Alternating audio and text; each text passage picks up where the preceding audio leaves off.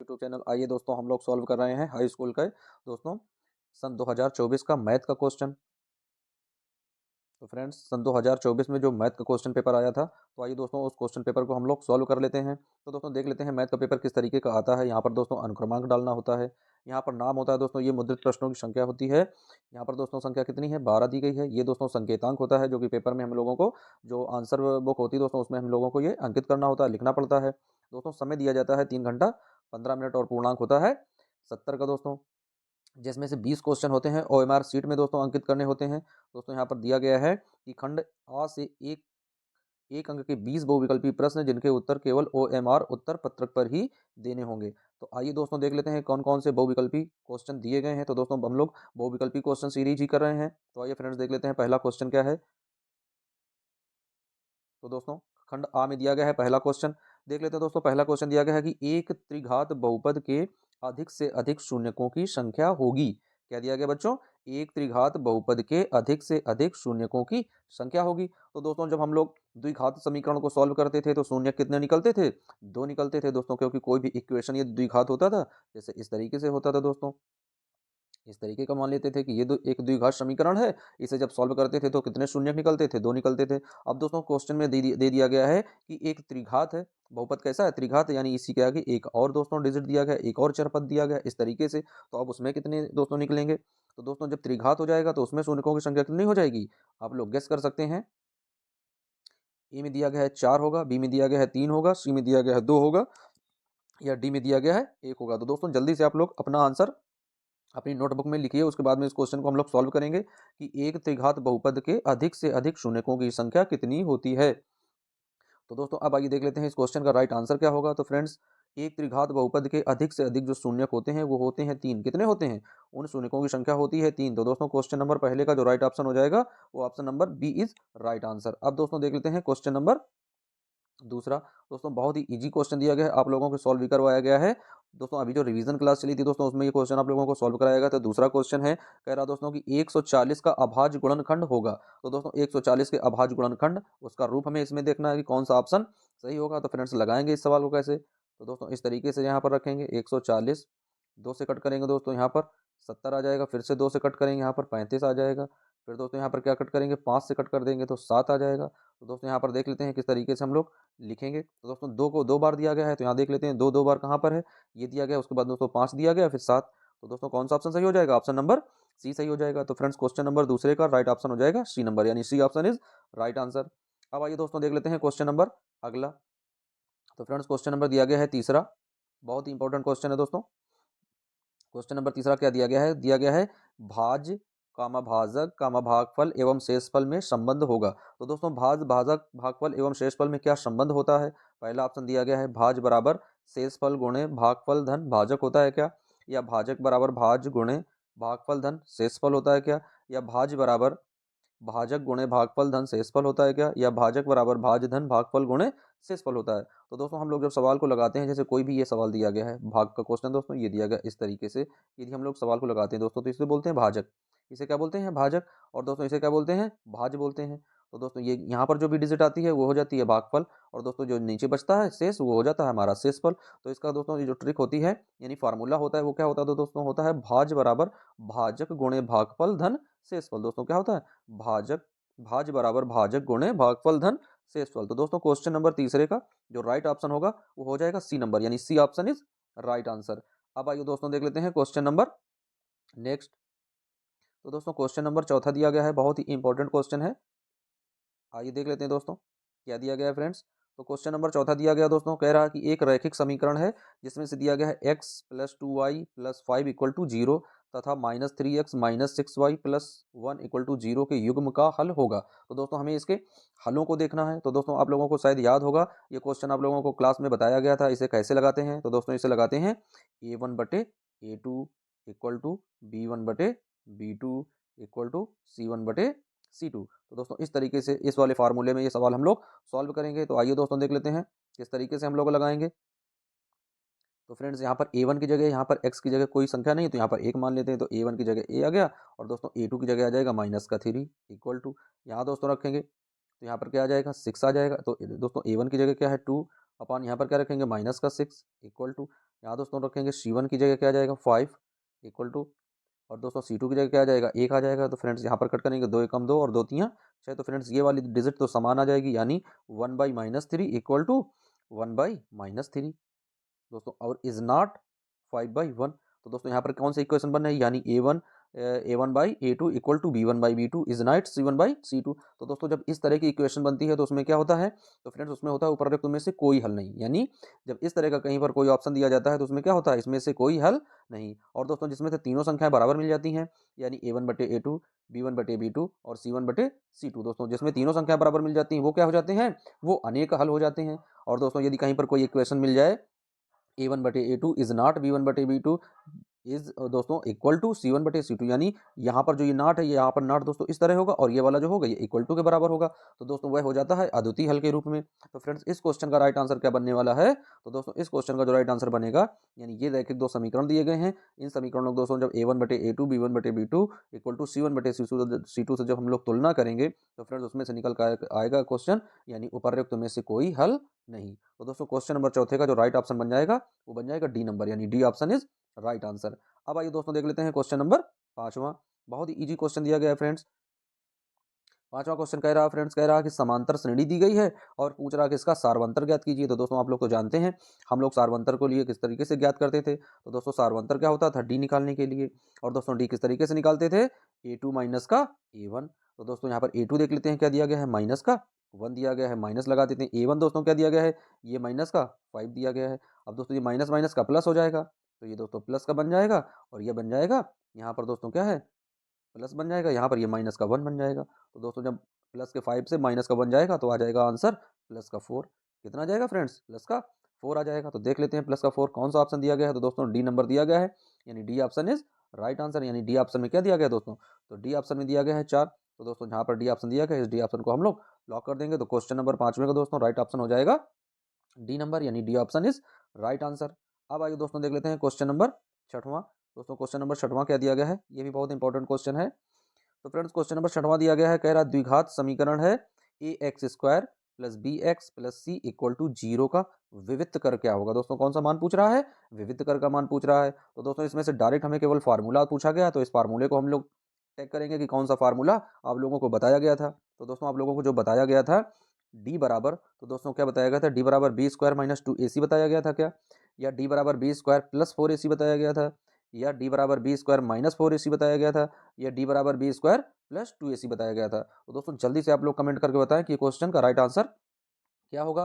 दोस्तों question number है 6वां और इसके 4 ऑप्शन दिए गए हैं। तो फ्रेंड्स विविध कर का फार्मूला आप लोगों को क्या बताया गया था, आप लोगों को याद होगा फ्रेंड्स, बताया गया था कि डी बराबर होता है B² माइनस का 4AC। दोस्तों क्या बताया गया था, डी बराबर B² माइनस का 4AC। तो दोस्तों देख लेते हैं कौन सा ऑप्शन सही होगा, तो दोस्तों ऑप्शन नंबर सी सही हो जाएगा। यानी क्वेश्चन नंबर 6 का दोस्तों राइट ऑप्शन क्या हो जाएगा, सी नंबर, यानी C option is right answer.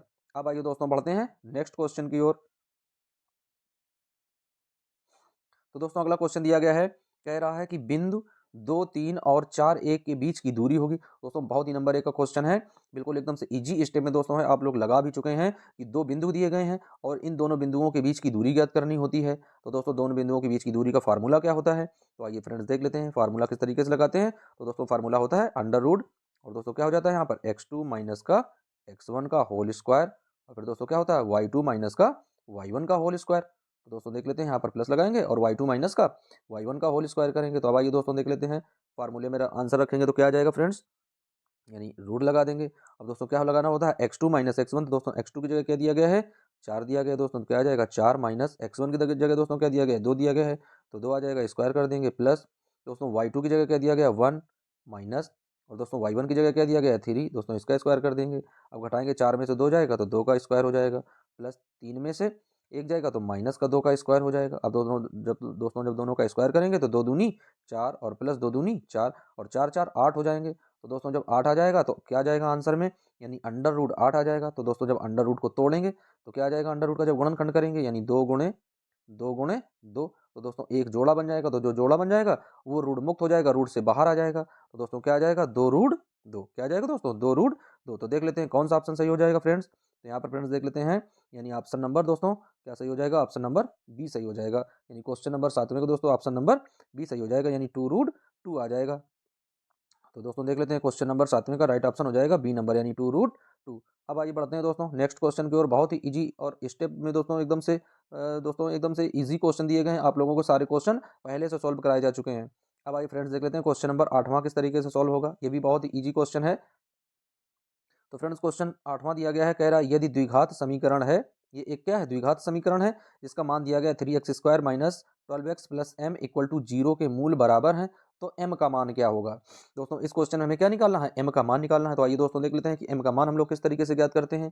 तो दोस्तों सबसे पहले क्या लिखते हैं, मूलों का योगफल, और उसके बाद निकालते हैं दोस्तों मूलों का गुणनफल। और क्या कह रहा है, दोनों के मूल बराबर होने चाहिए, यानी मूलों का योगफल भी बराबर आना चाहिए और मूलों का गुणनफल भी बराबर आना चाहिए। तो दोस्तों हम m का मान क्या रखेंगे, जो बराबर आ जाए। तो दोस्तों पहले मूलों का योगफल निकाल लेते हैं। तो मूलों का योगफल का फार्मूला क्या होता है दोस्तों, अल्फा प्लस बीटा। तो दोस्तों अल्फा प्लस बीटा बराबर क्या होता है, माइनस का बी बाई ए। तो दोस्तों बी की जगह क्या दिया गया है, माइनस माइनस का दोस्तों यहाँ पर दिया गया है, तो माइनस आ जाएगा चिन्ह। और दोस्तों यहाँ पर क्या दिया गया है, माइनस का 12। और अपान में दोस्तों ए का मान क्या दिया गया है, 3। तो दोस्तों कट करेंगे, 3 एकम 3 और 3 चौके 12। तो दोस्तों माइनस माइनस का क्या हो जाएगा, प्लस हो जाएगा। तो आंसर कितना आ जाएगा, 4। अब दोस्तों हमें यानी मूलों का योगफल तो 4 आ गया है, अब मूलों का गुणनफल भी हमें 4 निकालना है। तो आइए देख लेते हैं। याद रखेंगे दोस्तों, मूलों का योगफल कितना आया था, 4 आया था। मूलों का गुणनफल निकाल लेते हैं। तो दोस्तों मूलों का गुणनफल क्या होता है, यानी alpha into beta equal to, दोस्तों आप लोगों को बताया गया था शाम को, इसका फार्मूला क्या होता है, यानी सी बाई ए। तो दोस्तों सी का मान क्या है, अचर पद क्या है, यहाँ पर एम दिया गया है। तो दोस्तों सी की जगह हम लोग क्या रखेंगे, एम। तो दोस्तों एम रखेंगे, अपान में ए की जगह 3 रखेंगे। अब दोस्तों यहाँ पर हम कौन सी संख्या रख दें, जो 3 का भाग देने पर हमें 4 प्राप्त हो जाए, क्योंकि दोस्तों मूलों का योगफल 4 आया था। तो दोस्तों जब 4 रखेंगे तो भाग नहीं जाएगा, 7 रखेंगे फिर भी नहीं कटेगा, 9 रखेंगे तो 3 त्रिका 9, 3 आएगा वो भी नहीं काम चलेगा। दोस्तों जैसे हम लोग 12 रख देते हैं, क्या रख देंगे, 12। तो दोस्तों क्या आ जाएगा, 3 एकम 3 और 3 चौके 12। तो दोस्तों मूलों का योगफल कितना आया था, 4 आया था। मूलों का गुणनफल भी कितना आ गया, 4 आ गया। तो दोस्तों m का मान हमने कितना रखा, 12। तो दोस्तों बस इसी से हम लोग टिक लगा लेंगे कि क्वेश्चन नंबर 8वें का जो राइट ऑप्शन होगा, तो दोस्तों वो होगा डी नंबर, यानी D option is right answer. यदि हम m की जगह 12 रख दें तो मूलों का योगफल और मूलों का गुणनफल दोनों बराबर हो जाएंगे। अब आइए दोस्तों बढ़ते हैं क्वेश्चन नंबर 9 की ओर। दोस्तों ये भी बहुत ईजी क्वेश्चन दिया गया है फ्रेंड्स। कह रहा है एक समबाहु त्रिभुज है। दोस्तों क्या है, एक समबाहु त्रिभुज एबीसी है, जिसकी भुजाएं दी गई हैं। भुजा क्या है फ्रेंड्स, भुजा है 2a। और कह रहा प्रत्येक शीर्ष की लंबाई क्या होगी। दोस्तों तो शीर्ष लंब की लंबाई का हमें सबसे पहले फार्मूला पता होना चाहिए। तो दोस्तों जब हम किसी समबाहु त्रिभुज के लिए जाते हैं तो उसका शीर्ष लंब का जो फार्मूला होता है वो होता है दोस्तों a अंडर रूट 3/2। दोस्तों क्या होता है, a अंडर रूट 3/2। दोस्तों जहाँ a क्या है, उस त्रिभुज की भुजा है, क्या है, उस समबाहु त्रिभुज की a जो होती है दोस्तों वो भुजा होती है। अब दोस्तों यहाँ पर भुजा क्या दी गई है, यहाँ भुजा दी गई है 2a। तो a की जगह हम लोग क्या रखेंगे, 2a रखेंगे। तो आइए a की जगह 2a रख लेते हैं दोस्तों। तो क्या आ जाएगा, 2a अंडर रूट 3/2। तो दोस्तों 2 से 2 कैंसिल हो जाएगा। अब बचा दोस्तों क्या, अब बचा है a अंडर रूट 3। तो यहाँ पर देख लेते हैं कौन सा ऑप्शन सही होगा। तो दोस्तों ऑप्शन नंबर सी सही हो जाएगा, क्योंकि यही में दिया गया है a√3। तो दोस्तों क्वेश्चन नंबर 9 का जो राइट ऑप्शन हो जाएगा वो हो जाएगा सी नंबर, यानी C option is right answer. अब आइए बढ़ते हैं दोस्तों नेक्स्ट क्वेश्चन की ओर। बहुत ही इजी स्टेप में क्वेश्चन दिए गए हैं फ्रेंड्स, आप लोग थोड़ा एडवांस में दिमाग लगाइए दोस्तों, बहुत ही आसान से क्वेश्चन है। अब दोस्तों कह रहा है क्वेश्चन नंबर 10वां। 10वां कह रहा है दोस्तों निम्नलिखित सारणी का माध्य ज्ञात कीजिए। तो फ्रेंड्स हमें क्या निकालना है, इसका माध्य ज्ञात करना है। ऑप्शन भी दिए गए हैं दोस्तों, आप लोगों को बताया गया था कि माध्य हम लोग कैसे निकालते हैं। तो दोस्तों माध्य निकालने के लिए क्या करते थे, सबसे पहले हम लोग मध्यमान लिखते थे, उसके बाद में fx का गुणा कराते थे। तो दोस्तों आइए देख लेते हैं, यहाँ पर दिया गया है 3। अब इनके दोनों के बीच का मध्य ज्ञात करते हैं, मध्यमान। तो दोस्तों यहाँ पर 1 है, यहाँ पर 3 है, यानी इसका मध्यमान क्या हो जाएगा, 2 हो जाएगा। तो दोस्तों जब इसका 2 हो जाएगा, 3 से गुणा करेंगे तो 3 दूनी दोस्तों 6 आ जाएगा। यहाँ पर कर लेते हैं प्लस का चिन्ह लगाकर, इसका दोस्तों कितना आ जाएगा, 4 आ जाएगा। तो 2 चौको 8 हो जाएगा, 8 आ गया प्लस। अब दोस्तों आगे वाले का देख लेते हैं, यहाँ पर क्या आ जाएगा 6, तो 6 चौके 24 हो जाएगा प्लस। दोस्तों यहाँ पर करेंगे 8 आ जाएगा, 8 दूनी 16 हो जाएगा प्लस।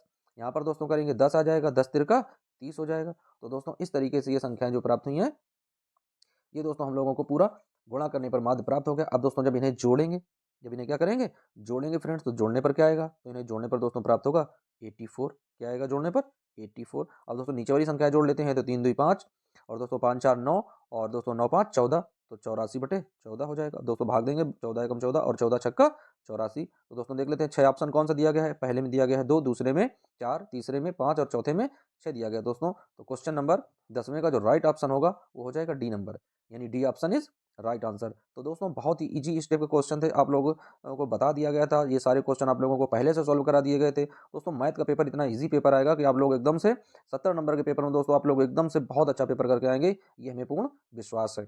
अब आइए दोस्तों देख लेते हैं क्वेश्चन नंबर 11वां। तो दोस्तों क्वेश्चन नंबर 11वां क्या कह रहा है, कह रहा साइन 27 अपॉन कॉस 63। तो दोस्तों इस क्वेश्चन को तो आप लोग बिल्कुल एकदम आंख बंद करके इस क्वेश्चन को आप लोग हल कर पाओगे, क्योंकि ये क्वेश्चन आप लोगों को बता दिया गया था। ट्रिक इसकी बता दी गई थी कि दोस्तों यदि ऊपर वाले को घटाते हैं 90 से, यदि नीचे वाला आ जाता है तो आंसर 1 माना जाता है। तो आइए दोस्तों देख लेते हैं, 90 से जब हम लोग 27 को डाउन करेंगे, घटाएंगे फ्रेंड्स, तो कितना आ जाएगा, 63 प्राप्त होगा। कितना आएगा, 63। और दोस्तों जहां पर दोनों चीजें बराबर हो जाती हैं वो क्वेश्चन का आंसर कौन हो जाता है, 1 हो जाता है। तो दोस्तों क्वेश्चन नंबर 11वें का राइट ऑप्शन क्या हो जाएगा, 1 आ जाएगा। तो दोस्तों क्वेश्चन नंबर 11वें का राइट ऑप्शन हो जाएगा ए नंबर, यानी A option is right answer. बढ़ते हैं दोस्तों नेक्स्ट क्वेश्चन की ओर, बहुत ही इजी स्टेप के क्वेश्चन दिए गए हैं। अब आइए दोस्तों देख लेते हैं क्वेश्चन नंबर 12वां क्या कह रहा है, कह रहा है दोस्तों कॉस ए बराबर है √3/2। तो पूछ रहा है दोस्तों कि साइन 2a का मान क्या होगा। तो दोस्तों हमें कॉस ए का मान दिया गया है दोस्तों, तो इस तरीके से हम लोग एक ट्राइंगल बनाते हैं इस तरीके से। दोस्तों कॉस थीटा बराबर क्या होता है, आधार बटे कर्ण। दोस्तों क्या होता है, कॉस थीटा बराबर आधार बटे कर्ण। तो दोस्तों आधार क्या हो जाएगा, √3, और दोस्तों कर्ण क्या हो जाएगा, 2। अब हमें दोस्तों क्या करना है, इसमें पाइथागोरस प्रमेय लगानी है। क्या करेंगे, पाइथागोरस प्रमेय लगाएंगे और इसका लंब ज्ञात करेंगे। तो दोस्तों यहाँ पर 2 दूनी 4 और यहाँ पर करेंगे तो फ्रेंड्स यहाँ पर 3 का जब स्क्वायर करेंगे तो रूट कैंसिल हो जाएगा, 3 आ जाएगा। और दोस्तों जब छोटी भुजा निकालते हैं तो आपस में घटा देते हैं, और जब कर्ण निकालते हैं तो जोड़ देते हैं। ये दोस्तों फार्मूला आप लोगों को बताया गया था। तो 4 में से जब 3 जाएगा तो यहाँ पर 1 बच जाएगा। अब दोस्तों हमें निकालना किसका है, साइन का मान निकालना है। तो फ्रेंड्स साइन का मान निकालने के लिए हम लोग क्या करेंगे, यानी साइन थीटा बराबर क्या होता है दोस्तों, लंब बटे कर्ण। क्या होता है दोस्तों, लंब बटे कर्ण। तो दोस्तों लंब बटे कर्ण आ गया। अब दोस्तों आगे दिया गया है 2, तो इन 2 में हम लोग 2 लगा देंगे। दोस्तों 2 से 2 कैंसिल हो जाएगा। अब बचा क्या, 1। आंसर कितना आ रहा है, 1। बिल्कुल इजी सा क्वेश्चन था, और दोस्तों एकदम से 1 नंबर का क्वेश्चन, हलवा क्वेश्चन है, कटाक से आप लोग आंसर दे पाएंगे। तो दोस्तों क्वेश्चन नंबर 12 का राइट आंसर क्या हो जाएगा, ए नंबर। तो दोस्तों क्वेश्चन नंबर 12वें का जो राइट ऑप्शन हो जाएगा वो बन जाएगा ए नंबर, यानी A option is right answer. बढ़ते हैं दोस्तों नेक्स्ट क्वेश्चन की ओर। ये भी बहुत इजी क्वेश्चन है दोस्तों। आइए देख लेते हैं किस तरीके से क्वेश्चन हम लोग सॉल्व करेंगे। तो फ्रेंड्स दिया गया 1 + tan स्क्वायर ए अपॉन 1 + cot स्क्वायर ए का मान क्या होगा। तो आइए दोस्तों देख लेते हैं, हम लोग जानते हैं tan थीटा बराबर क्या होता है। तो दोस्तों tan थीटा बराबर होता है, यानी यहाँ पर 1 है तो 1 लिखेंगे, प्लस tan थीटा का मान होता है दोस्तों, साइन स्क्वायर में दिया गया तो आ जाएगा साइन स्क्वायर थीटा, और अपान में दोस्तों कॉस स्क्वायर थीटा। ये tan थीटा का मान होता है, यानी साइन थीटा बटे कॉस थीटा। तो दोस्तों यहाँ पर हर बराबर करेंगे तो कॉस ऊपर हो जाएगा, तो यहाँ पर आ जाएगा cos square theta plus sine square theta. दोस्तों cos square theta plus sine square theta का मान 1 होता है, यानी यहाँ पर आ जाएगा इसका आंसर दोस्तों, ऊपर वाले का आंसर आ जाएगा 1 बटे कॉस स्क्वायर थीटा। अब आइए इसी तरीके से नीचे वाला देख लेते हैं फ्रेंड्स। तो जब नीचे वाला सॉल्व करेंगे तो आ जाएगा 1 प्लस, और दोस्तों कॉट का क्या होता है, उल्टा हो जाता है, यानी इसमें कॉस स्क्वायर थीटा हो जाएगा और अपान में साइन स्क्वायर थीटा हो जाएगा। तो दोस्तों जब साइन स्क्वायर थीटा से हर बराबर करेंगे तो यहाँ पर बन जाएगा, क्या बन जाएगा, यानी sign square theta plus cos square theta बटे साइन स्क्वायर थीटा। तो दोस्तों sign square theta plus cos square theta का मान 1 होता है, तो यहाँ पर दोस्तों आ जाएगा 1 बटे साइन स्क्वायर थीटा। अब दोस्तों दोनों को बटे में कर देते हैं, क्योंकि यहाँ मान क्या दिया गया है, बटे में दिया गया। दोस्तों पहले का बटे क्या था, 1 बाई, फ्रेंड्स क्या आया था, 1 बाई कॉस स्क्वायर थीटा। तो दोस्तों इसका क्या आया है, 1 बाई साइन स्क्वायर थीटा। तो दोस्तों अब साइन स्क्वायर थीटा चला जाएगा ऊपर उठकर, तो जब ऊपर उठकर चला जाएगा तो क्या आ जाएगा यहाँ पर आ जाएगा साइन स्क्वायर थीटा अपॉन में यहाँ पर दोस्तों बचेगा कॉस स्क्वायर थीटा। तो दोस्तों साइन स्क्वायर थीटा बटे कॉस स्क्वायर थीटा किसके होता है, टेन स्क्वायर थीटा के होता है। तो दोस्तों जो आंसर की, जिस आंसर की हम लोग तलाश में थे, वो आंसर हम लोगों ने प्राप्त कर लिया, यानी क्वेश्चन नंबर 13 का राइट ऑप्शन क्या हो गया, डी नंबर, यानी D option is right answer. अब आइए दोस्तों बढ़ते हैं 14वें क्वेश्चन की ओर। बहुत ही बिंदास क्वेश्चन दिया गया बच्चों। क्या कह रहा है क्वेश्चन नंबर 14, कह रहा है दोस्तों साइन 2a और 2 साइन ए सत्य होगा जब a बराबर होगा। तो दोस्तों देख लेते हैं a किसके मान के लिए बराबर होगा। तो यदि दोस्तों हम लोग 30 मान रख देते हैं, क्या रख देते हैं, 30 मान रख देते हैं, तो यहाँ पर साइन का मान रख दें तो दोस्तों क्या आ जाएगा, 2 गुणे, अब फ्रेंड्स यहाँ पर क्या रखेंगे, a का मान रखेंगे दोस्तों। तो जब यहाँ पर आ जाएगा तो 30 दूनी दोस्तों क्या हो जाएगा, 30 दूनी 60 हो जाएगा। क्या आ जाएगा यहाँ पर, 30 दूनी 60 हो जाएगा। और यहाँ पर दोस्तों जब मान रखेंगे तो 2 गुणे, अब साइन 30 का दोस्तों मान हो जाएगा 1/2, तो 2 से 2 कैंसिल हो जाएगा। और तो दोस्तों यहाँ पर साइन 60 का मान √3/2, और यहाँ पर 1 आ जाएगा। बात बनेगी नहीं, बराबर नहीं होगा दोस्तों। तो इस तरीके से जब हम लोग सभी के मान रख कर देख लेते हैं एक एक करके दोस्तों, तो सभी के मान अलग अलग प्राप्त होते हैं। लेकिन जब हम लोग मान रखते हैं किसका, जीरो का, किसका मान रखेंगे दोस्तों, जीरो का, तो जीरो का मान रख देते हैं तो क्या आ जाएगा फ्रेंड्स, यानी साइन 2 इंटू जीरो। तो दोस्तों यहाँ पर क्या आ जाएगा, जीरो आ जाएगा। अब यहाँ पर दोस्तों देख लेते हैं 2 साइन, और दोस्तों जीरो, साइन जीरो का मान क्या होता है, जीरो, जीरो गुणा 2 में करेंगे यहाँ पर भी जीरो आ जाएगा, यानी दोनों दोनों साइड क्या होगा, जीरो जीरो आ जाएगा। तो दोस्तों जब हम लोग थीटा की जगह क्या रख देते हैं, एक ही जगह जब हम लोग जीरो रखेंगे तो दोनों के मान बराबर हो जाएंगे फ्रेंड्स। तो अब आइए देख लेते हैं क्वेश्चन नंबर 14वें का राइट आंसर क्या होगा। तो दोस्तों क्वेश्चन नंबर 14वें का राइट आंसर हो जाएगा ए नंबर, यानी A option is right answer. बढ़ते हैं दोस्तों नेक्स्ट क्वेश्चन की ओर, यानी क्वेश्चन नंबर 15वां देख लेते हैं। बहुत ही इजी स्टेप का क्वेश्चन है फ्रेंड्स। कह रहा 22 सेंटीमीटर परिधि है। क्या है दोस्तों? 22 सेंटीमीटर परिधि वाले एक वृत्त के चतुर्थांश का क्षेत्रफल क्या होगा। तो दोस्तों परिधि कितनी दी गई है भाई? 22 सेंटीमीटर दी गई है। तो दोस्तों आप लोग तो जानते हैं कि परिधि का फार्मूला क्या होता है। तो दोस्तों परिधि का फार्मूला होता है 2πr, और बराबर में दोस्तों क्या है 22। तो फ्रेंड्स क्या लिखेंगे?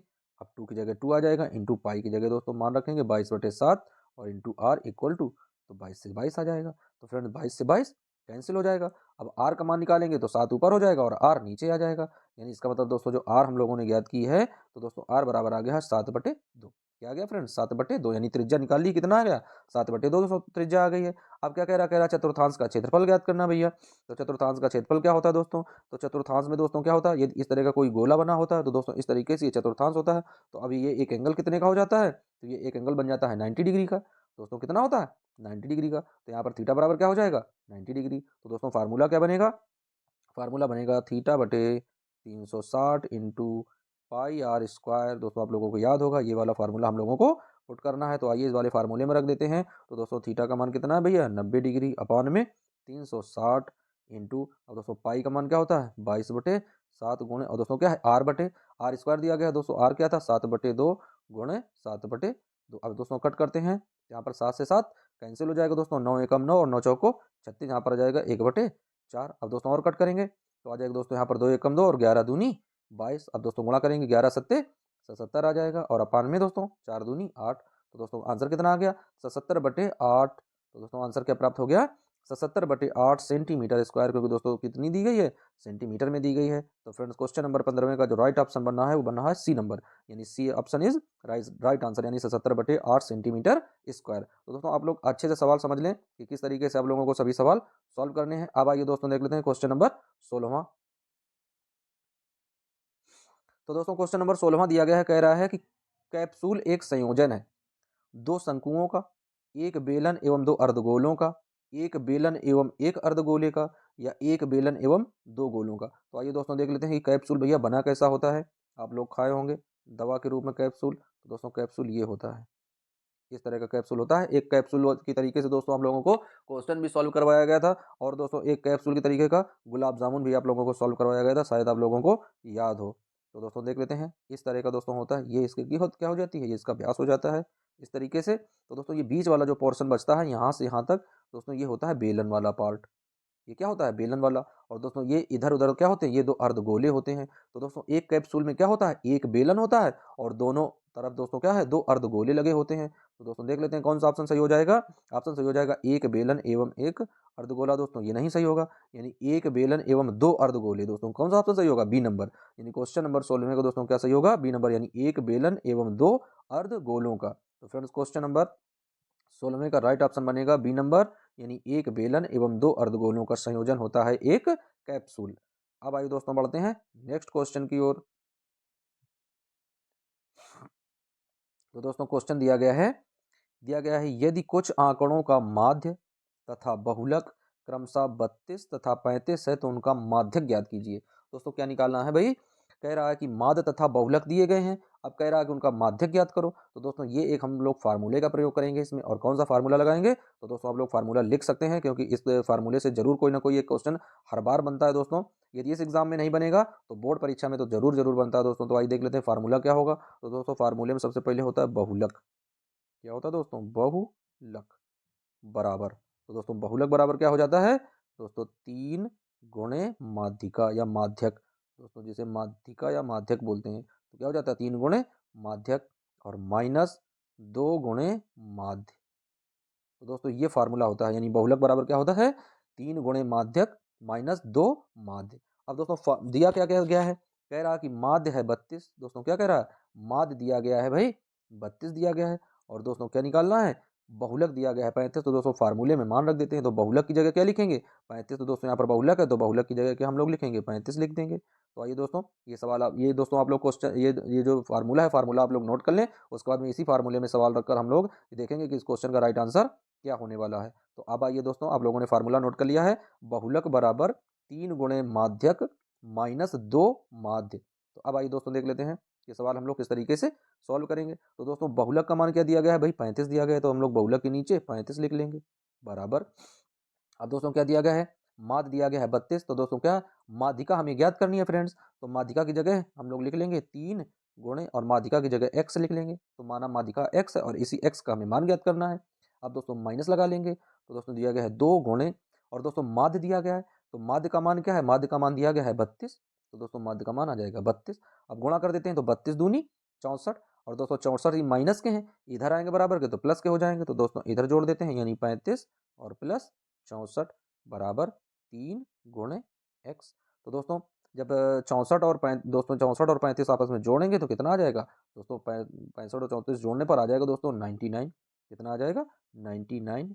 और दोस्तों 99 इक्वल टू, आइए फिर से लिख लेते हैं दोस्तों, यानी 99 बराबर 3 गुणे x। तो दोस्तों जब x का मान निकालेंगे तो 3 इसके नीचे आ जाएगा। तो फ्रेंड्स 3 इसके नीचे आ जाएगा, तो यहाँ पर कट कर देते हैं, 3 एकम 3, 3 त्रिका 9, 3 एकम 3, 3 त्रिका 9। तो दोस्तों x का मान कितना प्राप्त हो जाता है भैया, x का मान प्राप्त हो जाता है 33। तो दोस्तों यहाँ पर इस तरीके से माध्यक कितना आ गया, तो दोस्तों माध्यक आ गया यहाँ पर निकल कर 33। तो दोस्तों पहला ऑप्शन क्या दिया गया है, तो पहला ऑप्शन 30 है, दूसरा 31 है, तीसरा 32 है और चौथा क्या है 33 है। तो दोस्तों बस यही मान सही है। तो क्वेश्चन नंबर 17 का राइट ऑप्शन हो जाएगा डी नंबर, यानी D option is right answer, 33 answer सही होगा। अब आइए फ्रेंड्स बढ़ते हैं क्वेश्चन नंबर 18वें की ओर। बहुत ही इजी स्टेप के क्वेश्चन दिए गए हैं बच्चों, आप लोग बहुत ही ठंडे दिमाग से क्वेश्चन सभी सॉल्व करना और अच्छे से क्वेश्चन को सबसे पहले दोस्तों मैथ के क्वेश्चन में आप लोगों को सवाल को बहुत अच्छे से पढ़ना है और सवाल को पढ़कर उसके बाद में समझ कर तब आंसर देने हैं। क्योंकि दोस्तों जब हम लोग सवाल को पढ़ते हैं तो सवाल पढ़ने में ही आधा सवाल हम लोगों को हल हो जाता है। तो दोस्तों आप लोग पहले अच्छे से सवाल पढ़ें, जरूरी नहीं कि आप लोग 70 क्वेश्चन के, दोस्तों 70 नंबर का क्वेश्चन पेपर होता है तो 70 नंबर के क्वेश्चन आप लोग पूरे हल करें। आप लोग 65 नंबर के क्वेश्चन हल करें, लेकिन सवालों को अच्छे से पढ़कर करें ताकि 65 में आप लोगों के पूरे पूरे नंबर आ सकें। दोस्तों ऐसा ना करें कि एकदम से दोस्तों जल्दी जल्दी से करें और सारी चीज़ें आधी पढ़ी हों और आधे बिना समझे सवाल लगा दें और बहुत सारे सवाल आप लोगों के गलत निकल जाएं, तो दोस्तों उससे नुकसान होगा। तो आप लोग बहुत ही ठंडे दिमाग से सभी सवाल पढ़ें, उसके बाद में समझकर क्वेश्चंस को सॉल्व करें।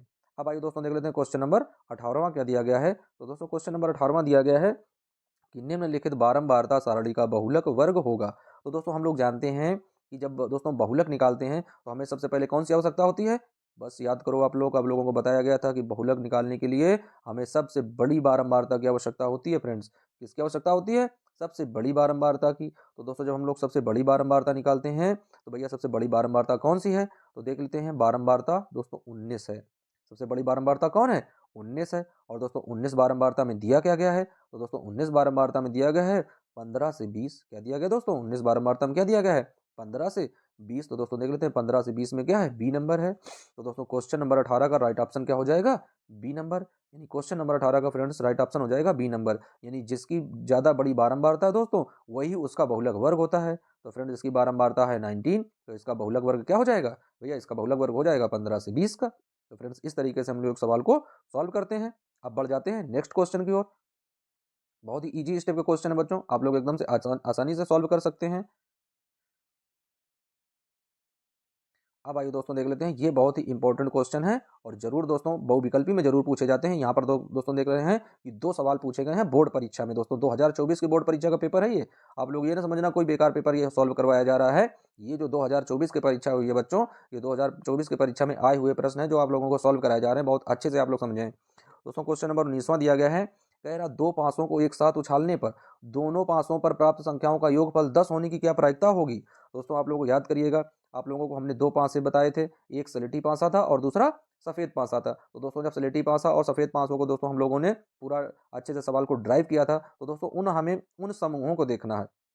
क्या करना है, उन समूहों को देखना है जिन समूहों का योगफल कितना होता है 10 होता है। तो दोस्तों आप लोगों को बताना होगा कि दोस्तों एक पासे में कितने तक के अंक होते हैं दोस्तों, 1 2 3 4 5 और 6। दोस्तों एक पासे में 6 के अंक होते हैं और दोस्तों दूसरा पासा भी 6 का होता है। तो दोस्तों हमें उन समूहों को लिखना है जिन समूहों का योग क्या हो 10 हो। तो अब आइए दोस्तों उन समूहों को हम लोग समझ लेते हैं। तो फ्रेंड्स पहला समूह क्या होगा 4 और 6, दोस्तों पहला समूह ये हो जाएगा।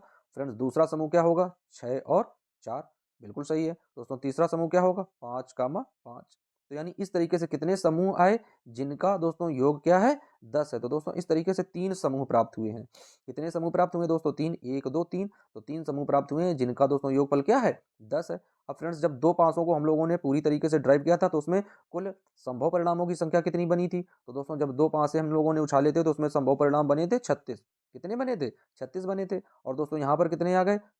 यानी 10 होने की दोस्तों 10 वाले समूह कितने हैं दोस्तों 3 आ गए। तो यहाँ पर अनुकूल परिणामों की संख्या दोस्तों कितनी हो गई? तो अनुकूल परिणामों की संख्या हो गई 3। तो दोस्तों 3/36। अब इसे कट करेंगे तो 3 एकम 3 और 12 तियां 36। तो दोस्तों आंसर क्या मिल गया 1/12। तो देख लेते हैं दोस्तों 1/12 आंसर कहाँ पर भैया ये रहा ए नंबर पर 1/12। तो दोस्तों क्वेश्चन नंबर 19वें का जो राइट ऑप्शन होगा वो हो जाएगा 1/12। तो दोस्तों आप लोग अच्छे से समझ लें कि जब इस तरह के सवाल हैं कह रहा दो पासों को एक साथ उछालते हैं तो दोस्तों जब दो पासों को एक साथ उछालते हैं तो दोस्तों हमें उन समूहों को लिखना है जिन समूहों की यहाँ पर संख्या पूछी जाती है। दोस्तों यदि मान लो यहाँ पर 10 होने की प्रायिकता के दोस्तों बदले में दोस्तों कह देता कि 8 होने की प्रायिकता क्या है तो हमें उन समूहों को लिखना होता जो समूह 8 के योग में आते हैं। यदि कह देता 9 के तो दोस्तों हमें उन समूहों को लिखना होता जिनमें 9 आते हैं। तो दोस्तों जो क्वेश्चन पूछेगा उन्हीं समूहों को हमें रखना है। और दोस्तों जब दो पासों को उछालेंगे तो कुल संभव परिणाम कितने हो जाएंगे 36। और दोस्तों जब एक पासे को उछालेंगे तो कुल संभव परिणाम कितने होंगे 6 होंगे। अब आइए दोस्तों देख लेते हैं इस तरीके से क्वेश्चन नंबर 19वें का राइट ऑप्शन हो जाएगा दोस्तों ए नंबर इज राइट आंसर। बढ़ते हैं फ्रेंड्स लास्ट क्वेश्चन की ओर। तो दोस्तों ये क्वेश्चन नंबर दिया गया है 20वां। क्या कह रहा है फ्रेंड्स क्वेश्चन नंबर 20वां कह रहा एक पासे को एक बार फेंकने पर एक सम संख्या प्राप्त होती है उसकी प्रायिकता क्या होगी? तो दोस्तों आप लोग जानते हैं कि जब हम लोग एक पासे को फेंकते हैं तो उसके कुल संभव परिणाम कितने होते हैं दोस्तों? तो उसके संभव परिणामों की संख्या होती है 6। क्योंकि पासे के कितने फलक होते हैं 6 फलक होते हैं। 6 तक के अंक लिखे होते हैं दोस्तों 1 से लेकर 6 तक की गिनती लिखी होती है पासों में। तो दोस्तों उसके कुल संभव परिणामों की संख्या कितनी हो जाएगी भाई 6 हो जाएगी। कुल संभव परिणाम हो जाएंगे 6। अब उसके बाद दोस्तों देख लेते हैं अनुकूल परिणाम क्या होंगे। तो दोस्तों यहाँ पर पूछ रहा है सम संख्या। क्या पूछ रहा है? सम संख्या। तो दोस्तों सम संख्या कौन कौन सी होती है? तो सबसे पहले देख लेते हैं कि पासे में कौन कौन से अंक होते हैं।